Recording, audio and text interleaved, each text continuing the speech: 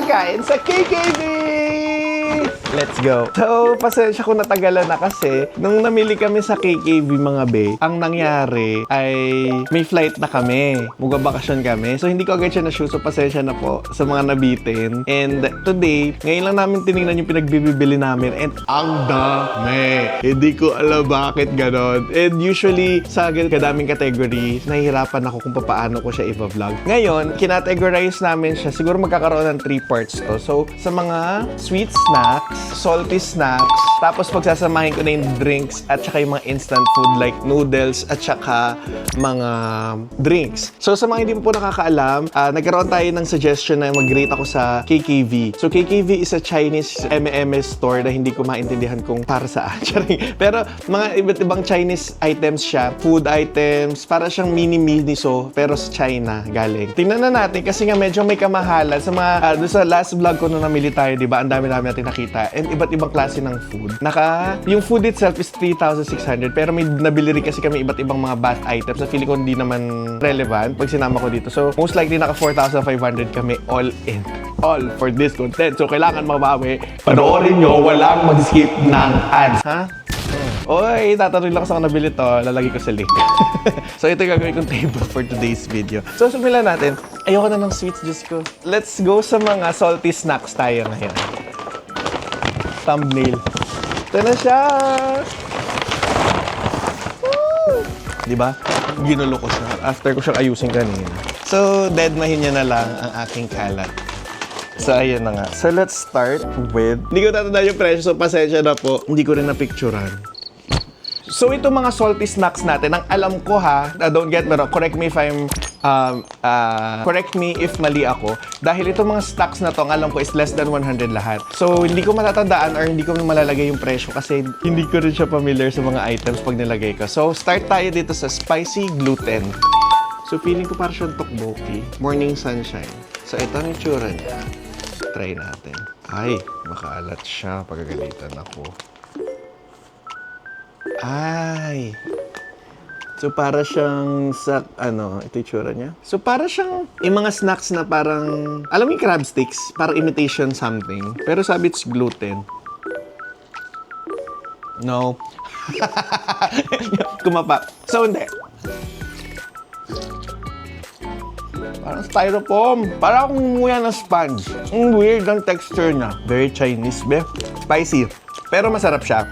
If you're familiar with Xiaokao, alam niyo yung Xiaokao, parang Chinese barbecue siya na nilalagyan-lagyan ng pepper na gano'n. Ganon-ganon yung lasa niya. Ma-Szechuan siya yung lasa niya.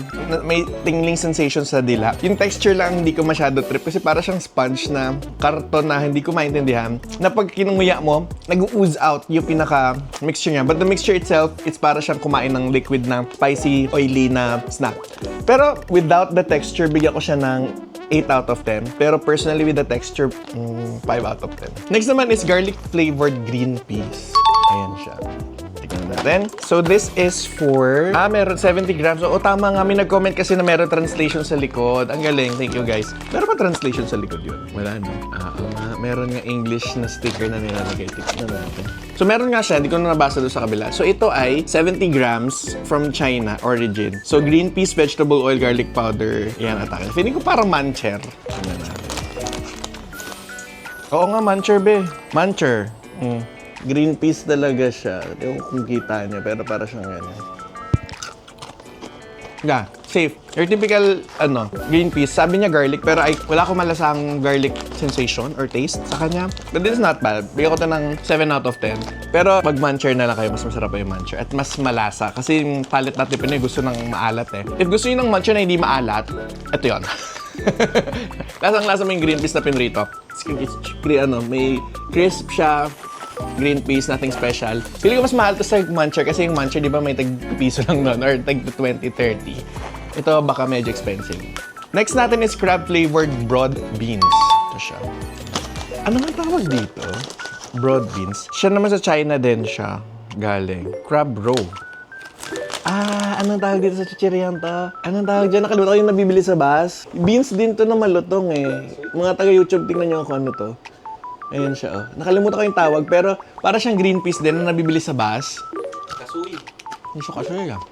Sarap. Ito masarap. Ito, oh. Ito, bilhin mo ito. Highly recommended. Matamis-namis siya, hindi siya lasang crab. Pero para siyang, alam niyo yung muncher na may tamis? Yung, di ba yung muncher na green na may balot na puti? Yun ang kalasa niya. The powder, same sila. Pero hindi siya lasang crab. Ano kasi ano ba lasa ng crab? Sarap to, 10 out of 10. Highly recommended. Finally, meron na. Next natin, potato chips. Sweet tomato flavor potato chips. Parang 5 piraso lang. Huwag niyo bibilin to, ha? Ayan na siya. 1, 2, 3, 4, 5, 6, 7, 8, 8, 9, and 3/4. So, meron siya 1, 2, 3, 4, 5, 6, 7, 8, 9. So, meron siyang 9 and 3/4 pieces ng potato chips. So, value for money, 0. Diyos ko. Para siya Pringles na pagod. Ayan. Okay lang. More on para siyang lace stock sa akin, na local Sa mga hindi nakalam, yung, di ba may mga Pringles na locally made and US made? Yung mas matatabang laki, galing US. Yung mga payat na maliliit, usually locally made na yung Pringles na yun. Ito, yung lace stocks na locally made, ganun ang texture niya. Hindi siya kasing lambot at tipis ng Pringles. Pero yung lasa niya, alam mo yung potato fries na chichirya ng Oishi ba yun? Yung haba.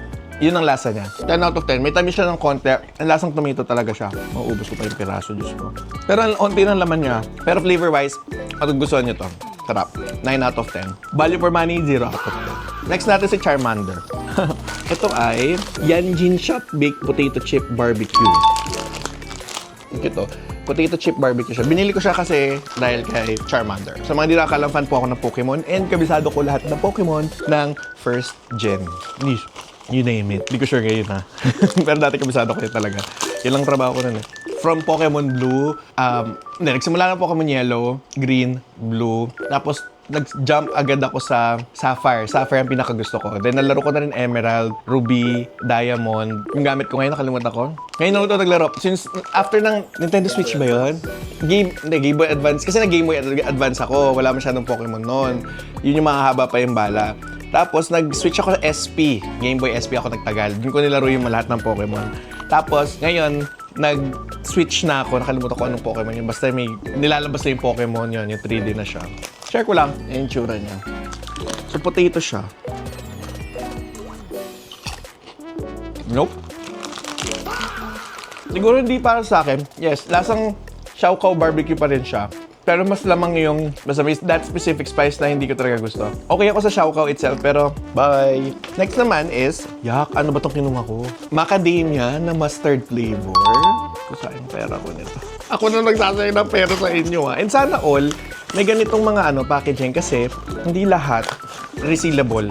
So, if ito bibili nyo, maganda siya kasi pag hindi nyo nagustuhan, pwede nyo i-seal ulit at ibigay nyo sa kapitbahay nyo na hindi nyo masyado friend.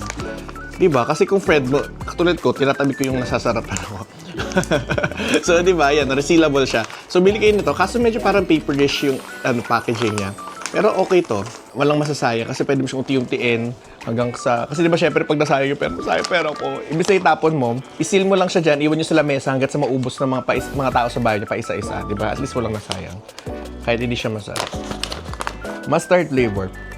Wow, hindi siya consistent. O, diba? Ito siguro yung nanay nila. Tapos ito yung mga anak. Hindi nga pantay-pantay, oh. Hindi ko alam. Para siyang Maracas. Kasi ito naman wala. Oo. Iba-iba yung sizes. Oh my God, pamilya sila dito. Ayoko silang kainin. Ito siya. Hindi nyo makita, diba? Iba-iba sila ng sizes. May ganyan. Tapos may ganyan. Wow! Ha! Woo! Pero masarap. Hindi siya masarap. Ha! Ha! Ha! Ha! No. If mahilig ka sa wasabi, para sa ito. Sa mga hindi, tulad ko, no. Masarap na siya. Ginagagawa ko nito. Masarap na siya. Hindi ako ulit, pero masarap na siya. Masarap na siya kasi, initial taste is talagang powerful taste ng mustard na para kumain ka ng puro. Siguro mustard powder talaga yung gamit niya, na puro. Talagang, anghang.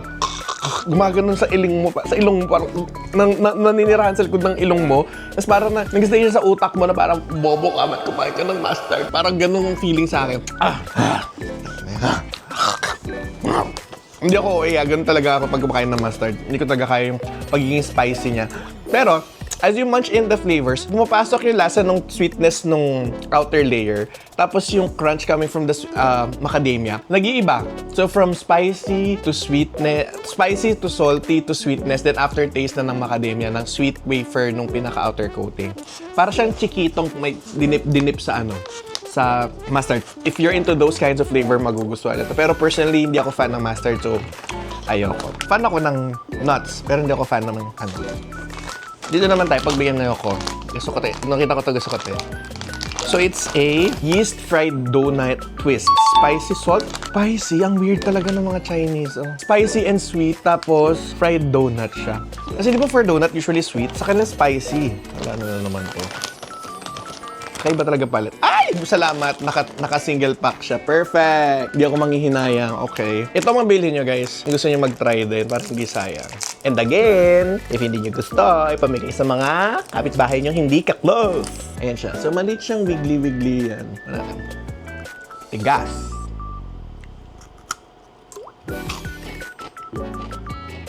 Ang weird. Nakaka-confuse siya kasi naset na yung utak ko na donut siya na baka crunchy, malambot. Ay, malambot siya. Pero hindi. Deep fried siya na matigas. For me, matigas na to eh. Kasi hindi siya crispy eh. Hindi lang nag-ready siya sa isip ko na donut siya. Pero bad. Pwede na. Ano flavor yun? Confusing yung lasa niya. Siguro bakla to. Charay. Baka tomboy to. Kasi confusing siya. Hindi ko maintindihan if it's pastry snack, but it's spicy, peppery, mapaminta. May hints ako na parang sesame something, pero mas nangibaboy pagka-spicy. Para silang magkakalasa ng mga snacks kanina na may xiaokao spice, parang ganon. But not for me, sorry. Next naman is ito. So ito ay, effort talaga may translator sila. Garlic butter cheese flavored corn chips. Ano naman tayo sa piraso, Diyos ko, para lang siyang, ito marami-rami ng konti. Ito siya. Cute mo. Ito masarap. Alam mo yung texture ng criss-cross? Alam niyo yung criss-cross na chichirya, yung pag ganun-ganon, tapos bilog. Yun ang texture niya. Para siyang alsadong manipis na wafer.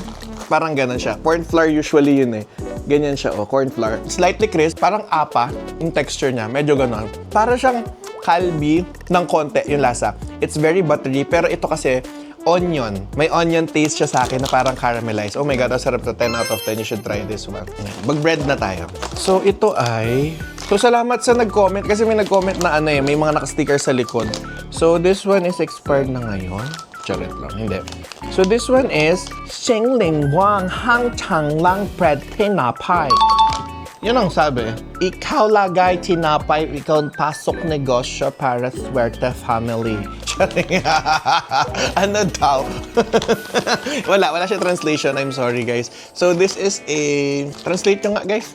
Picturean nyo. Screenshot 1, 2, 3. Screenshot 1, 2, 3. Pak-translate, i-comment kung ano to. Okay? Tapos kakainin natin siya. Sa ako na lang malalaman pagka-upload nito. Ay, perfect! Hindi na, I'm a fan of individually packed snacks kasi nga, less ang waste nito. Not necessarily yung packaging kasi ang daming namamatay na pudo dahil sa packaging. Pero sa akin kasi, if, alam mo yon, mas maraming chance na mapapanish siya all-in-one pagka hindi siya individually packed. Lalo na sa mga ganitong klaseng snack. So, para siyang biscuit na ganito. Parang yung mga Danish butter cookies. Pero ang itsura niya in person, para siyang hopya. Oh my God. Malambot siya. So the texture is Danish butter talaga. Softer, pero Danish kasi medyo crispy sa... Alam niyo nalagyan na ng sinulid? Medyo ganun ang lasa niya. It's sweet, light, ma-vanilla. Tapos, ma-crumbly siya. Anong vanilla eh? Bobo ang putik. Ano daw? Pero yun siya. Sarap siya. Very buttery siya. Kahit na nakasil na siya, buttery, lasang butter, or malangis lang talagang labi ko. Pero, ang hindi ko masyado maintindihan is yung loob. Ay, hindi, munggo. Ang tagal mag-register. Munggo. Masarap siya. So, kung kakainin mo siya ng first 30 seconds ng buhay mo at ginudge mo siya, hindi mo siya magustuhan. Pero pagka, tulad ko, marami na ako nasabi in 1 minute, dun nag-aftertaste yung munggo. Highly recommended! Kanatot ka. Next naman is fish balls. Ang ganda ng packaging, parang facial mask yung packaging. Ang tawag sa kanya is fish balls, barbecue flavor. Ito na yung mga kakaibang snacks ng mga Chinese. Ito yung mga nung nag-China kami tsaka Hong Kong. Mahilig sila sa mga ganitong mga beef jerky na nakaganitong packaging. Mahilig sila sa mga ganitong packaging. Shoota, fishball nga. Kaso parang ito yung naluwa na fishball. No. Huwag yung bibilhin. Huwag lang magsayang ng pagkain. I mean, it's not bad. It's not good either. So, for me, no. Very bad. Hindi siya fishball. Ang fishball, sinasawsaw sa suka ni kuya tsaka sa... no. Traditional differences. Ano daw? No. I mean, hindi siya nalayo dun sa lasa ng mga xiaokao ulit ha. Pero, hindi. Lasang gamot. Next naman natin, let's go to savory. So this is chicken breast with black pepper. Ang weird. Chicken breast ba talaga ito? Sana manok ka. Huwag kang paniki. Charet lang. Ayan, individually packed. Ito nga siya. So may kasi sila sa mga ganyan. No? Ay, natulog. Ay, naglag. Hindi talaga ako fan ng mga ganitong mga pagkain na naka-seal na ganyan. For the vlog. Parang tuna. Nakakatakot, parang tuna na yung texture niya. Kalasan niya yung mega tuna na lemon. Alam niyo yun? Ganun ang lasang naalala ko sa kanya nag-register. Sarap siya. Pwedeng ulam. Kung mahilig ka sa mga ganun, sa tunang lemon flavor aftertaste, magugustuhan niyo to. Gusto ko to. Sa lahat of time. And next natin, second to the last, Suniupay.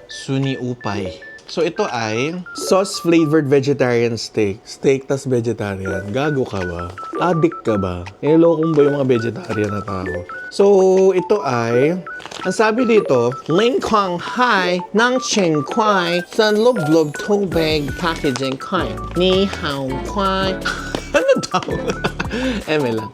I'm trying to be funny, pero ang corny ng part. Kasi ako, natatawa ko sa mga ganong jokes ng mga Chinese, imitating languages, pero it's selected people na nakaka-appreciate. So, pero ganun ang humor ko. Sorry, guys. So, sa loob nito, meron siyang... hindi. Meron pa. Taray, parang condom. Tara na. Di ba parang condom? So, meron 2, 3, 4, 5, 6, 7. Ang hiling sa odd numbers, no? Dapat 3. Ay, ano tayo sa mga mamantika? Diyos ko, Lord. Steak? Gago, steak ba to? Parang niluwa ng bata. Gagi. Ay! Ano siya? It's gooey, oily. Para siyang nugget na fish. Hala. Kung malalapit siya, kung titignan mo maigi, para siyang nakabalot na caterpillar sa cocoon. Ang dog food. Yes. Kung tatanungin mo kung nakakain ako dog food, yes, nakakain ako. Pedigree, yung beef.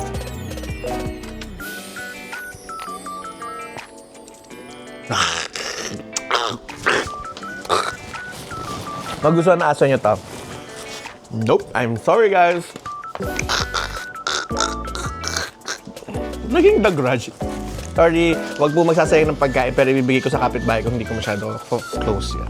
Bakit ko siya hindi gusto? Una, texture. It's very slimy and dulas because of the oil. Texture ng pinaka-meat is rubbery na. Kasi siguro, na yan, sinandrite or parang dinihydrate or freeze, tawag na freeze dry. I'm not sure. Or dehydrator. Anong tawag doon sa machine na yan? Ganon. Tapos, it's slimy, slippery. May mga spices na hindi ko maintindihan. Yung texture, hindi ko talaga gusto. Hindi ako familiar sa texture. I'm sorry. It's a 0 out of 10. Hindi ko siya recommend. So, next naman is itong salt-baked quail egg. Galing na, nakakagawa sila ng snacks out of those. Ay, cute! So, sa isang packaging, meron siyang 3 itlog ng pugo. And sa isang buong packaging na to, meron siyang 3. So, it's a total of 9 quail eggs. Sana masarap ko. Ang ganda ng pagkaka-vacuum seal. Yung itlog na pipi. Ito yung feeling ko pagka nagsasot ako ng maliit na brief na pipipi yung itlog. Oh my God. Parang itlog ng ahas. Yung sabiw. Parang fidget spinner. Ito ngayon ko sa inamarinate na eggs nagkaka-effect sa sa texture. But I think yun ang inspo nito, marinated eggs. May dog food na naman.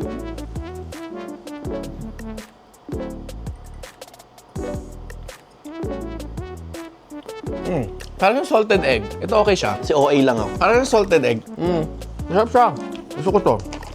8 out of 10. Hindi ko lang gusto yung texture kasi medyo nanigas na yung white egg sa labas. But yeah, magugustuhan nyo rin to. Selected market, not everyone. alanganin. Ito nga, Jo. Curious ka dyan, di ba? Pwede na, no? Pwede na siya. Para siya marinated eggs. So guys, sayang ang dami kong di nabetan. So, if mapapadaan kayo sa KKV and if gusto nyo hindi masayang pera nyo tulad na nangyari sa akin, ito yung mga snacks na ma-recommend ko na feeling ko magugustuhan nyo din. So out of all of these, ang pinaka highly recommended ko, mahilig ako sa mga chips, ay sa mga nuts. If mahilig ka sa mga, ano tawag doon sa pinaghalo-halong mga cornic, mga ganon, ito, mabebetan nyo to. Next naman is ito. For the snacks, mas gusto ko to kaysa dito. Pero both of them are recommended.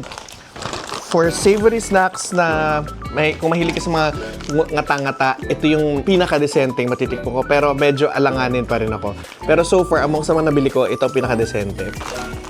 And ayoko na, saka na. If you're looking for a salty, savory snacks from KKV, yun ang mga recommended ko. So, abangan nyo sa next video natin. Kakain tayo ng mga sweet snacks, biscuits, and all. And after that, magluto naman tayo ng mga instant noodles sila, instant ulam, and drinks. So, let me know in the comment section after this series kung ano pang gusto ipa-rate, ipa-try, and ipasubok sa akin. And sana, parati masarap ang ulam nyo kahit hindi tayo mayaman. Bye! Sana hindi masayang yung pera nyo. Mayaman.